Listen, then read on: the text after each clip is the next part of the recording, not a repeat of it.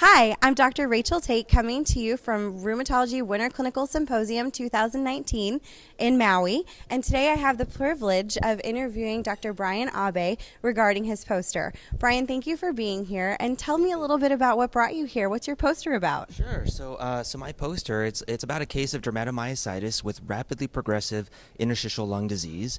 It was a patient, a 48-year-old male, who presented to our hospital with a subacute presentation of the typical rash associated with dermatomyositis, with the heliotrope rash, the V-neck sign, the shawl sign, the holster sign, Gauchon's papules. But he had this rapidly progressive shortness of breath, and so we worked him up for infectious etiologies, which were all negative. The key things about his case, however, was that in addition to all the typical findings of dermatomyositis, he had other findings that were suggestive of the MDA5 subtype, including palmar papules, as well as mucocutaneous ulcers, especially in his mouth.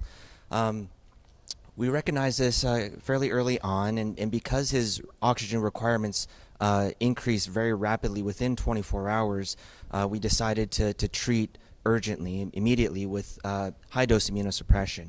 So if you can look at the figure here, you'll see pictures of his heliotrope rash, including the eyelids, as well as above the eyebrows there, his Gauchon's papules here, but also the palmar papules on the palmar aspects of his hands, which kind of led us to the MDA5 subtype.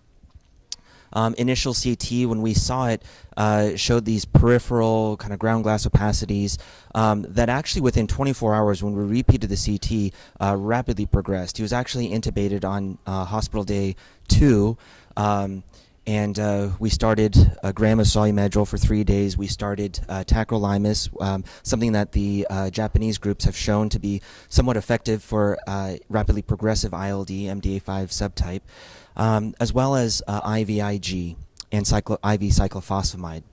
Now, on hospital day 3, day 4, he rapidly deteriorated. He had to be intubated, and he was actually placed on extracorporeal membrane oxygenation. And while he was in the ICU, and I was trying to think of other treatment for him, my attending suggested, well, what about tocilizumab? What about the JAK-STAT inhibitors? So I did a little bit of a research on this, and there's actually a few case reports with successful use of JAK-STAT inhibitors, specifically tofacitinib, in treatment of rapidly progressive ILD associated with the MDA5 subtype. And so that's really what my poster is about, is kind of reviewing the literature on tofacitinib, or at least JAK-STAT inhibitors, in dermatomyositis, and suggesting that this may be a potential role in the future. Well, Brian, how did the patient do?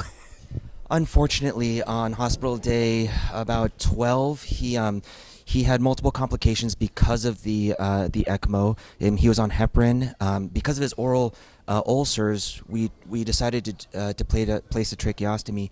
But however, he started bleeding from that. He started having GI bleeding on the heparin, and ultimately the family decided to withdraw care.